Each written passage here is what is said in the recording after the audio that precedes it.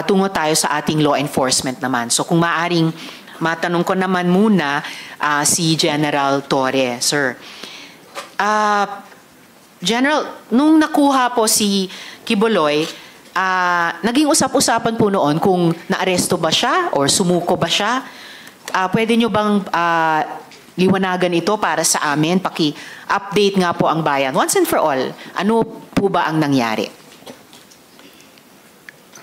At the outset, ma'am, thank you very much for giving us the opportunity to present our side on this August body. This is the second time that we appear in the Senate, and in the first time, it resulted in our ability to show to the public what is happening during the 16-day operation inside the KOJC compound. And today, we do hope to continue with our quest for justice to help the victims look and find and receive the justice that they also deserve. Regarding the arrest of Mr. Quiboloy, in all intents and purposes, in our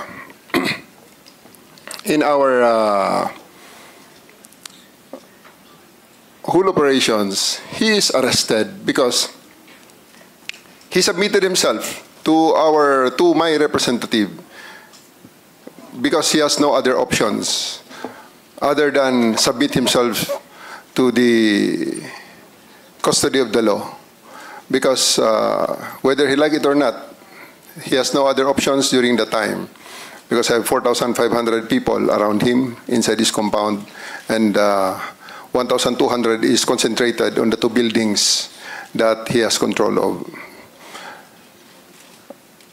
On the part that he is saying that he voluntarily surrendered, it is just on the colloquial and the popular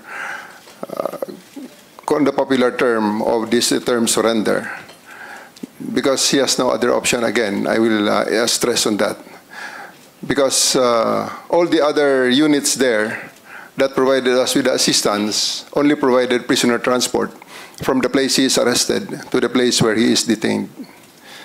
So that's I think the synopsis of everything that transpired during that day on September 8th, when he took custody of him to make him answerable to the crimes that he is charged of in various courts in the Philippines. Salamat po, General. And bilang isang sibilyan, isang mambabatas, naiintindihan ko na anuman yung colloquial or popular term na gamitin, ang outcome ay nasa kamay na siya ng ating mga otoridad dahil sa environment na na-create nyo on the ground, no? Kasama itong 4,500 personnel nyo, na yung 1,200 ay dun lamang nakakonsentrate sa dalawang building kung saan siya tumagal, no? ng ilang mga araw.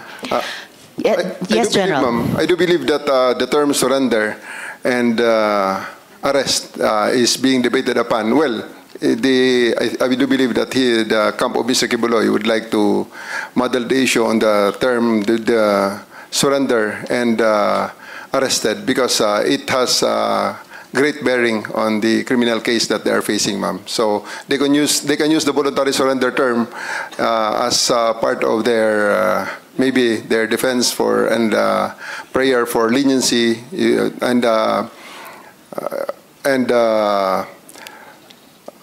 cite it as a mitigating circumstance. However, it is not the case, and it was never the case in this situation, ma'am. Well, in any case po, General, tulad ng nagtiwala kami sa PNP na sa tulong ng ibang mga other units na nag-a-assist ay mapapasakamay nyo rin si Mr. Quiboloy, may tiwala rin ang komite ngayon sa Department of Justice na ma-handle alang-alang sa mga victim survivors at alang-alang sa ating bayan yung mga kaso ni Quiboloy. General, ang sabi niyo po ay may mga continuing crimes na nagaganap sa loob ng KOJC compound. At sabi niyo po na may mga iba pang mga biktima na gusto ng PNP pang sagipin. So, pwede po ba kayong mag-elaborate tungkol dito? As of the moment, ma'am, we are partnering with the Department of Justice in building up other cases to be filed against Apollo Quiboloy and his cohorts, his companions. Last week, we have filed sedition and inciting to sedition charges against them through the Department of Justice and with the assistance of the special prosecutors assigned by the DOJ for this case. And there's still continuing build-up on the possible rescue of other people because we had experienced the extensive brainwashing. Mr. Kibuloy had a head start of around 30 years against the law enforcement, and we are just scratching the top. And I do believe that as time goes by, as people see the fallacies of his declarations, more people and more victims will be having the courage, will summon the courage to actually seek for the redress that the law is ready to give them. Maraming salamat para doon, General Torre. Yun din yung wish ng komiteng ito at napaka-importante yung sinabi nyo na may build-up pa kayo para sa dagdag na possible rescues. Of course, mga adults din at lalong-lalo na siguro yung mga bata tulad nung anak ni Miss Jocelyn na buti na rescue na rin niya, no? At sa tulong din ng DSWD at saka DepEd. Lastly for now, mula sa akin, General Torre, sabi nyo po, may mga humarang sa inyo sa pag-aresto kay Kibuloy. Ito ba'y, halimbawa, kagaya ng paglalagay ng mga fire truck, iba pang sasakyan para harangin yung highway mismo sa labas ng compound. Ito ba'y mga KOJC members din? O meron ding mga opisyal ng gobyerno? Sa tingin nyo ba ay may involvement pati yung local government sa pagprotekta kay Kibuloy?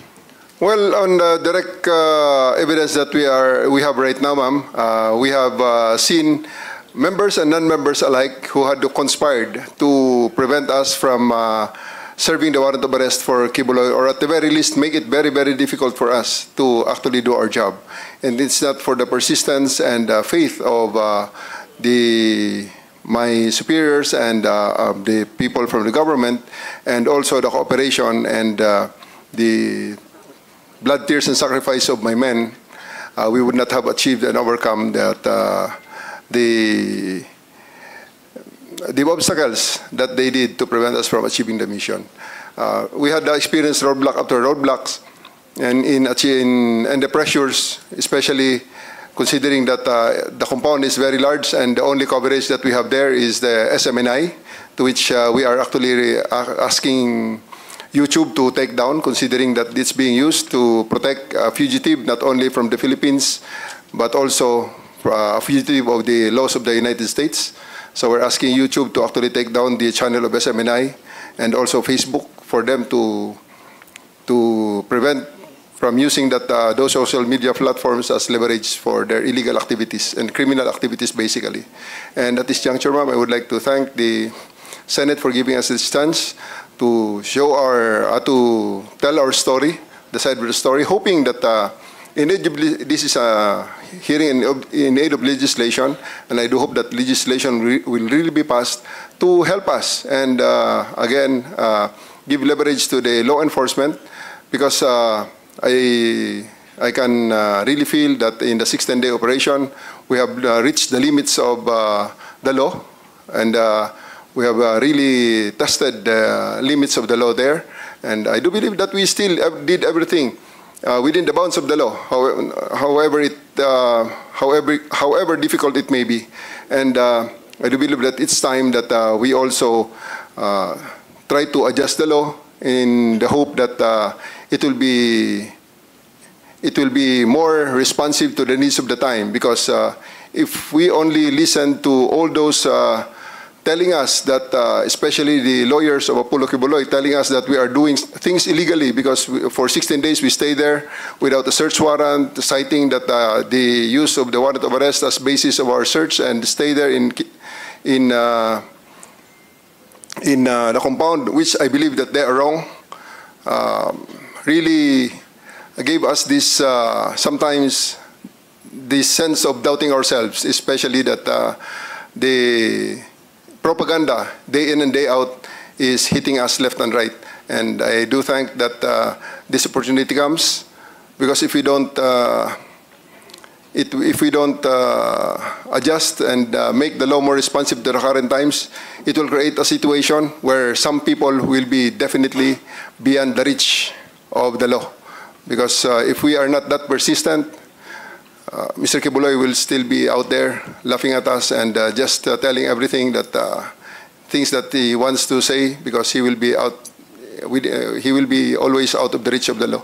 So thank you very much, ma'am, for giving us this opportunity to be part of the crafting of more responsive legislation so that we can be better and more effective in our law enforcement and in the assistance and in the implementation of the processes of the laws of the land. Thank you, ma'am. Thank you also, General. And in fact, hindi lang ang Senado, pero iba pang mga institusyon at organisasyon ay nagpahayag ng suporta sa inyong law enforcement operation noong mga linggong iyon. Halimbawa, yung Integrated Bar of the Philippines, Davao. Kahit paglabas ng isang desisyon ng korte doon din sa Davao, inaffirm ng IBP Davao na valid pa rin yung operation ninyo in order to effectively serve the warrant. And yes, kahit tatlo lang kaming miyembro ng komite o ng Senado ay nakadalo ngayong mabagyong araw, pero lahat po kami, yung chair, si majority leader, si minority leader, ay may nakikita talagang halaga nitong pagdinig natin at yung mga partisipasyon ninyo na mga katrabaho namin sa gobyerno in aid of legislation. At may mga tinutukoy talagang mga lumang batas na baka kailangang amyendahan o mga bagong batas na kailangan nating ipasa. Lastly, General Torre, for now from the chair, ang CIDG po ba tumitingin na rin sa alleged killings na allegedly iniutos ni Quiboloy? Yes, ma'am. Given the chance, we'll be presenting the results of our initial investigation. For the past 1 month that I'm designated as head of the CIDG, I continued what I started in Region 11, and we are ready to present to this August body and to the public the link analysis and diagram that we had prepared with the accounting of the personalities, including the incidents, including those that were mentioned by the witnesses who spoke before me, ma'am. I see. General, prepared ba kayo maghain ng ganitong kahit broad strokes kung ano yung pinaka-importanteng mga initial results ng inyong investigasyon nitong nakaraang buwan, pati yung link analysis, or ano ba yung maaari nyo nang at pwede nang ibahagi sa komite? Yes, ma'am. We can show you just one slide, which is Yes, sir. Please the collection of, which is basically the simple result of our validation and collation of the information that we have right now, ma'am. It's on the processing, and I will be asking my regional chief of the Regional Field Unit 11 of CIDG to show to us the single slide of the link analysis. Salamat, General. Sir, nakapanumpa naman din kayo kanina, ano po?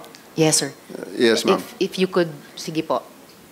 Handa na po yatang yes, ma'am. While they are preparing that, ma'am, this is still a work in progress, and as time goes by, we do believe that there's even a possibility that the Senate and congressional investigation on the EJK will intersect with each other. I see. So there's, well, that's very important. Para sa kaalaman ng lahat, ang investigasyon naman ng Senado sa ilalim ng Blue Ribbon Committee ay magsisimula naman po sa Lunes, 28 nitong buwan, at ang magpapangulo ay si Minority Leader Senator Coco Pimentel. Yes, ma'am. It's part of his. The link analysis will cover around 30 years. From the start up to the present that we know, based on the declaration of various witnesses. There may be times that things will be for validation. The danger is only libel. Maybe so that's why I ask my personnel to redact the link analysis, remove the names. Apo. But rest assured that without the reduction, there will be actual names that will be given in there.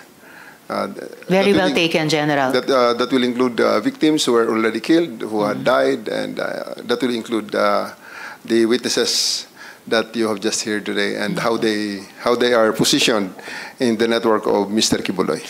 Wala pong problema sa redaction, General Torre. Isa sa mga best practices din na ginagawa ng aming komite kapag hindi pa pwede o dapat ilabas ang anumang dokumento. Yes, ma'am. Thank of you, course, we also this is a from our standpoint, this is a two-edged sword. This will give Mr. Quiboloy the idea on how far we are in the investigation of his organization.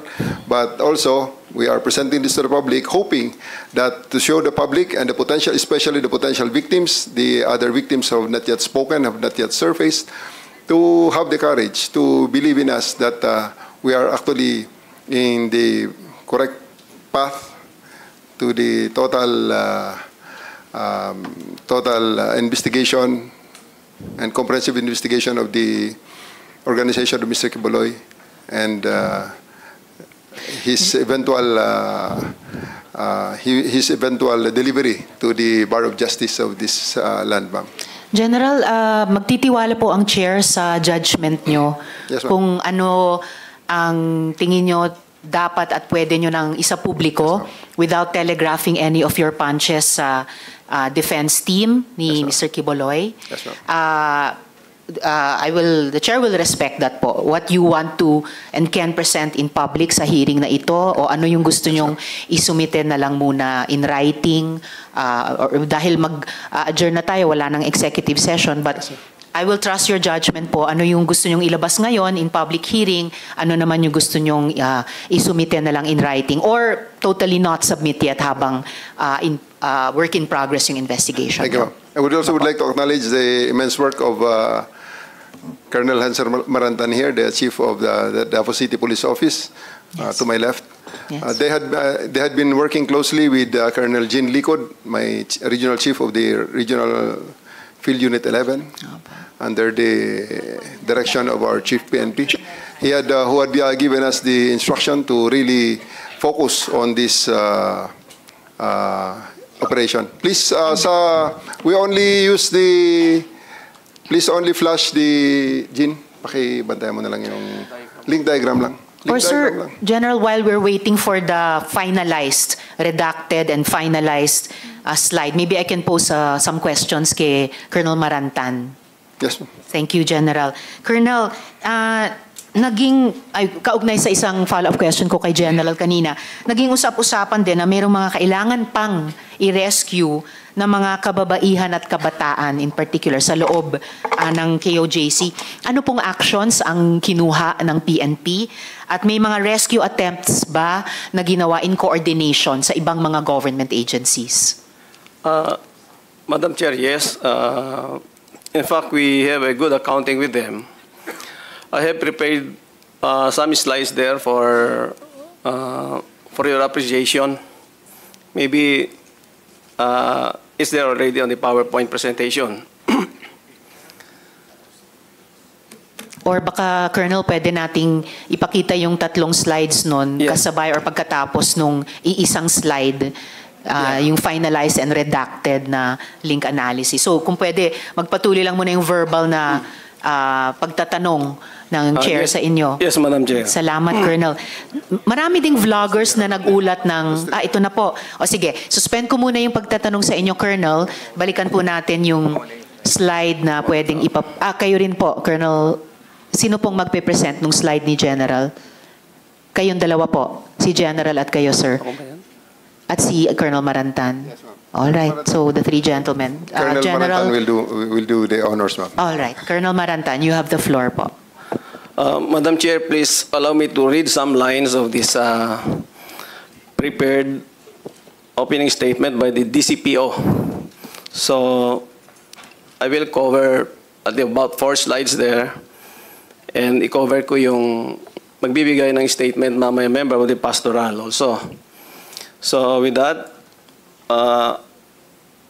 after nearly a month of daily attempts to arrest Pastor Apollo Quiboloy and his cohorts inside the KOJC compound, which is 30-hectare property in Davao City, on September 8, 2024, he was arrested by the PNP.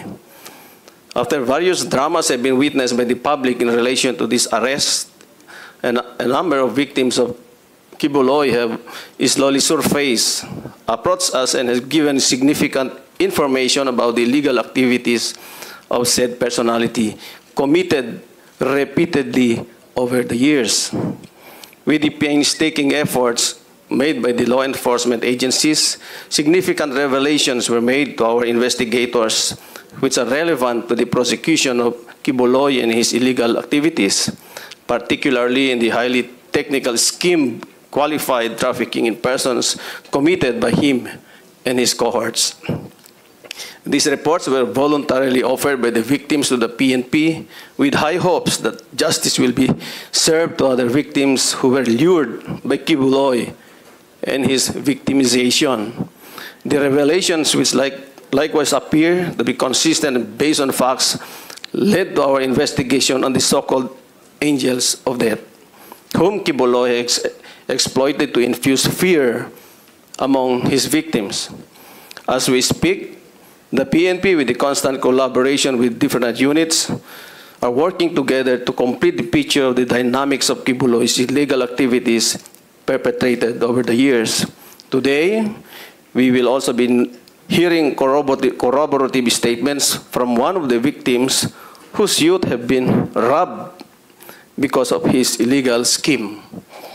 With our goal to help this committee identify loopholes and room for improvements for the Republic Act 10364 or the expanded anti-trafficking law and other related laws, it is likewise our end goal to build up airtight cases that could lead to the successful prosecution of cases against him and cohorts. Today, Madam Chair, we are ready to answer questions to help this committee craft legislations as may be necessary. But before that, may I show you some of these slides, whom I know it's pertinent to the topic at bar. Next slide, please. The kingdom of Jesus Christ was founded, yes. I think ito yung tanong kanina na next po, next na. Next slide. Thank you. Kanina, Pastor Quiboloy was asked kung ilan yung members of the KOJC. And publicly announced that their members have reached about 8 million followers. However, based on the interviews conducted by us, only about less than 8,000 members are believed to be currently active members of the said religious denominations worldwide. And nakita po ninyo sa screen yung breakdown. And these are all, they were all supplied by some of the members akin to the dynamics of KOJC. About 20 countries plus one, the Philippines, about 21 countries ang nailista ho namin dyan. Next slide. Nandyan ho yung mga numero.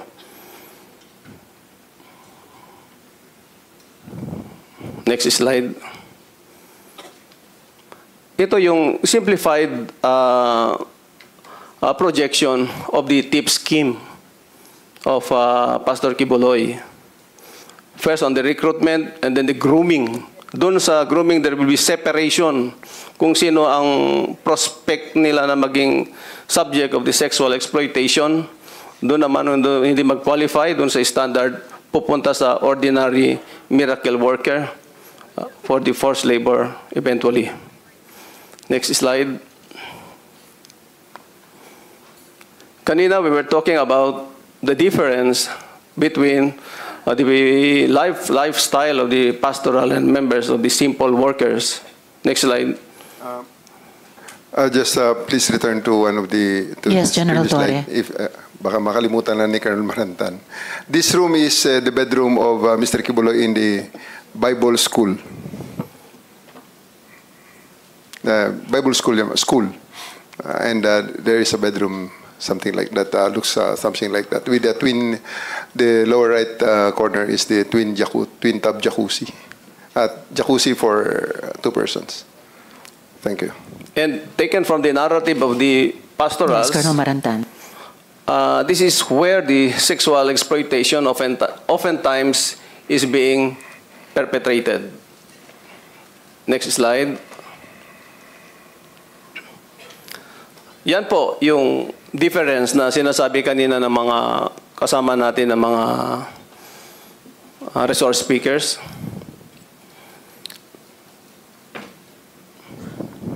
Next slide.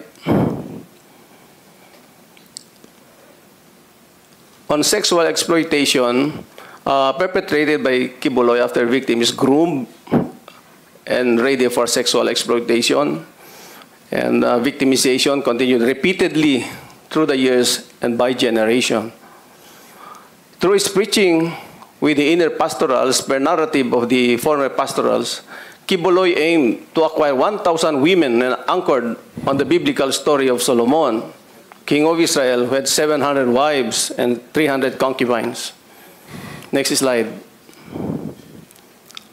Believed to have victimized around 200 women already.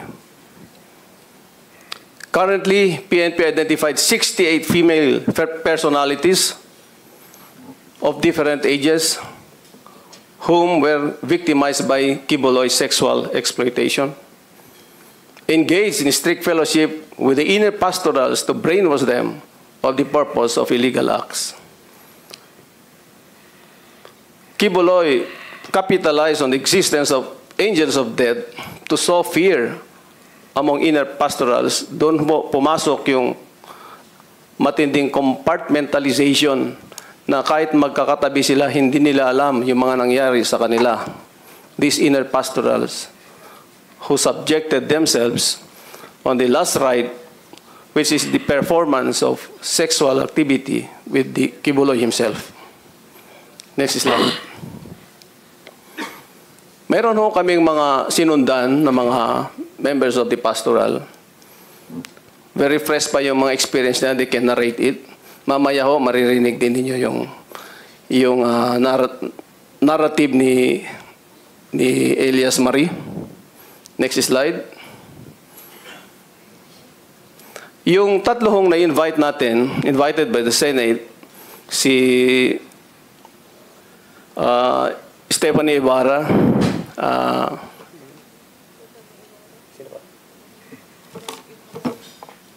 and three of them, pwedeng i-refer ko lang. Si Olive Campo and Jack Holtz ay hindi ho nag-respond sa invitation by the Senate. Pinapakita ho namin sa inyo ang due diligence performed by the members of the DCPO.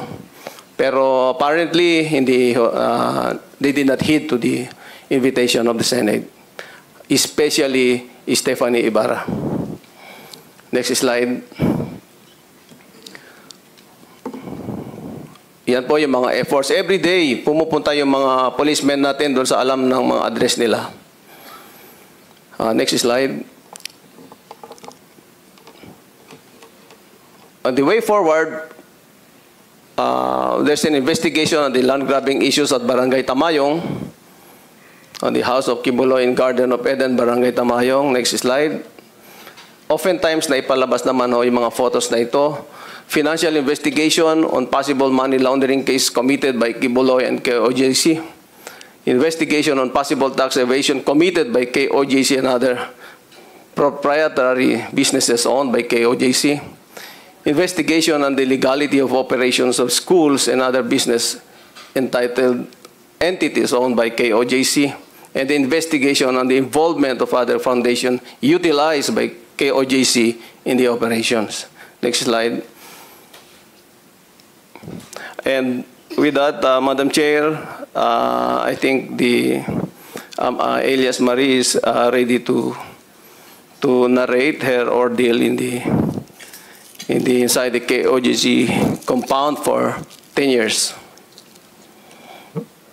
Maraming salamat, Colonel Marantan. At bago ko tawagin si Elias Marie, well, salamat dun sa presentation nyo rin on ways forward. Ganun ko rin gustong i-adjourn itong hearing mamaya on the ways forward, both dun sa mga investigations and dun sa rehabilitation ng mga victim survivors. One quick follow-up question, Colonel, bago ko i-recognize si Elias Marie. Ano po yung alam ninyo ng PNP o natuklasan sa Angels of Death? Na-identify nyo po ba ang mga miyembro ng grupong ito? At saka Meron bang mga government officials o workers na involved sa grupong iyon? Ikaw sasagot. Ma'am, that will be the contents General of the contents of our link diagram that will be presented later on. All right, And thank you, General. also, ma'am, maybe it's just hindi lang na-mention ni Colonel Marantan. The investigation has already extended up to out of the country. Colonel Marantan has just arrived from Europe, from Austria in particular, interviewing the pastorals that are already based there. So the investigation is not only limited in the Philippines now. We had already sent agents, and we thank the PNP, our Chief PNP, General Marbil, for supporting us and to go sending officers actually as far as Austria to conduct the investigation. Thank you. Salamat din, General Torre. Mukhang na-upload na yung slide ng link analysis. Gusto nyo bang ipresenta yung pinaka-importanting aspects nito bago ko i-recognize si Elias Marie? I'll give you the opportunity, ma'am, if you will allow us, I'll give the opportunity to Colonel Jean Licod, the Regional Field Unit Chief of CIDG Region 11 based in Davao City. Right, salamat, General. Colonel Licod, you have the floor po to present the highlights nitong slide. To the Chairman, Madam Risa Ontiveros, ma'am, good afternoon. The other members of the Senate and, of course, the distinguished visitors. Good afternoon to everybody. The presentation that I will be making this afternoon is just to support whether or not there is an existence of angels of death. So, if you don't mind, if we could just go back just a little bit to the background, ma'am, so that I can read. Please proceed, Colonel.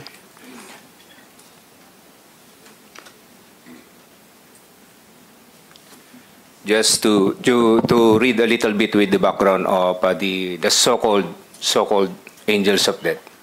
Pastor Apollo Kibuloy, the self-proclaimed appointed son of God, has used the term angels of death to threaten the members who violates the doctrine, teachings, and code of secrecy of KOGC.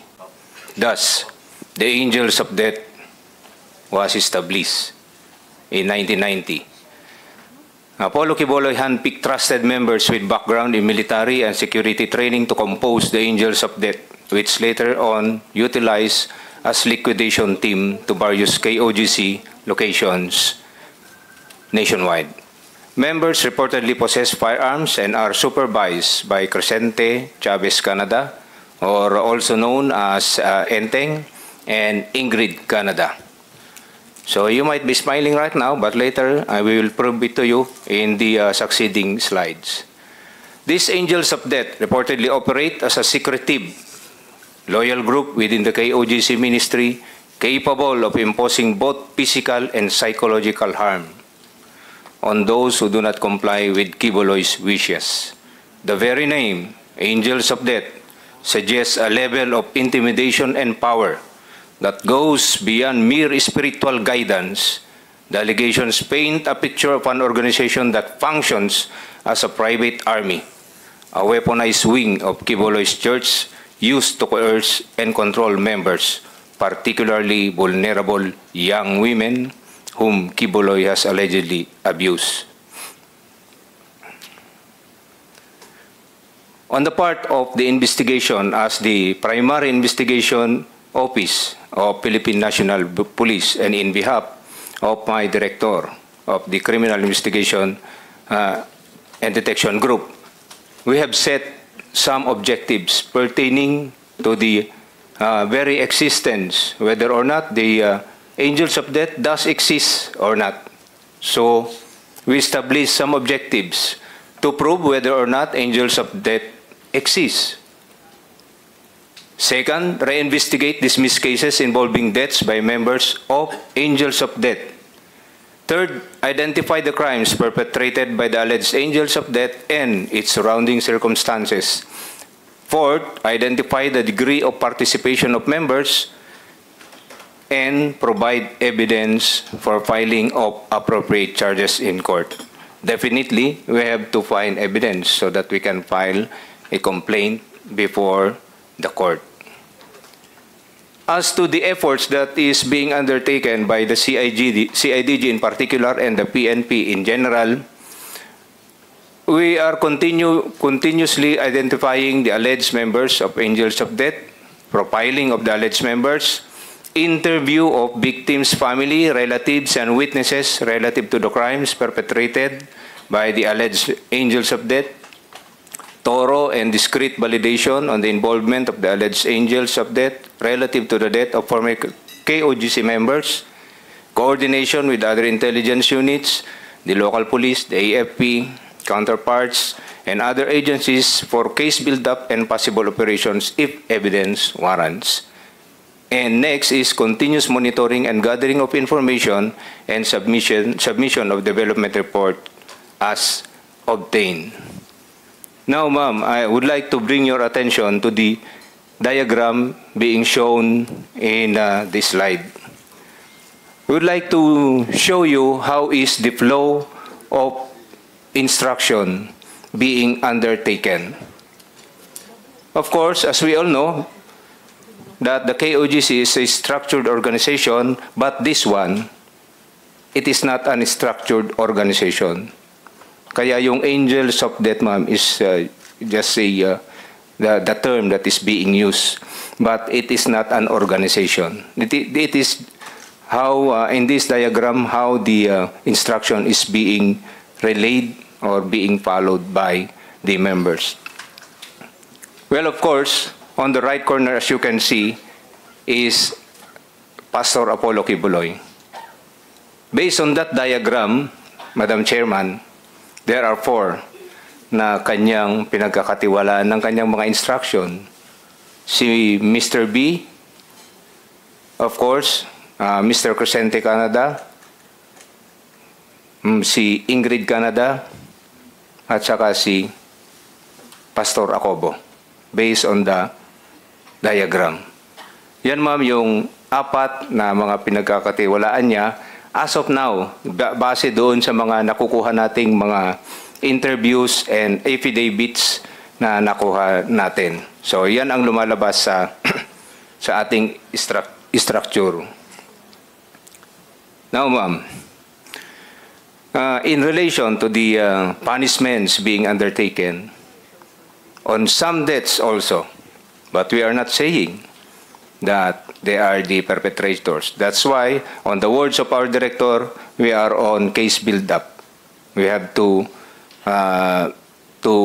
gather evidence so that we can prove the objectives that we wanted, to prove the whatever crimes that was committed. Those are the circumstances. To explain further, ma'am, the diagram. If you see on the diagram, ma'am, most of the instructions is coming from Ingrid Canada. However, if you look into the diagram, dotted lines po siya, ma'am. So meaning, she gives the instruction. However, they need confirmation from Crescente Canada. That is why there is a solid line coming from Crescente Canada. So hindi pwedeng si Ingrid lamang po yung magbibigay ng instruction at siya lang din po yung susundin. So manggagaling, i-confirm din po nung mga 1 to 12 na yan and more kay Crescente Canada. Yan po yung usually nangyayari. As what we are saying, ma'am, these are all taken, extracted from the accounts of our witnesses and taken from their affidavits. Hindi ito invento.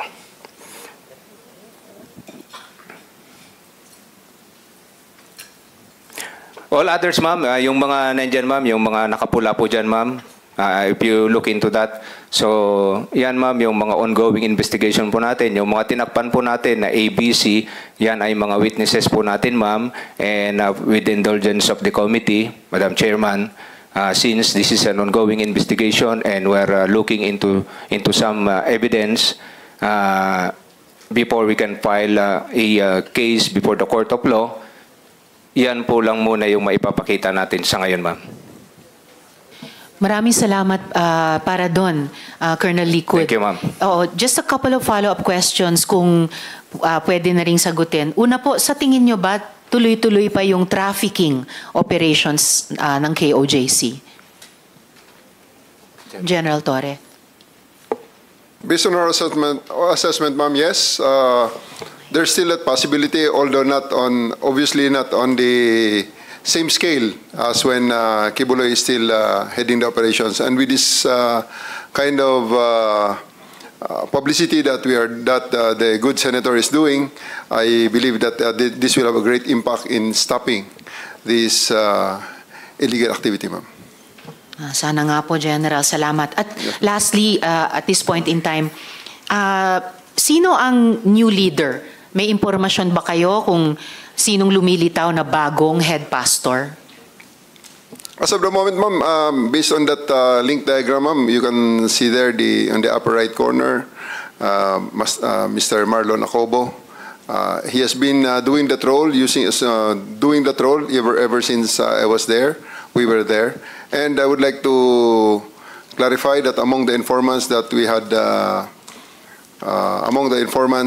were covered in that link diagram are people that you actually heard a while ago, ma'am.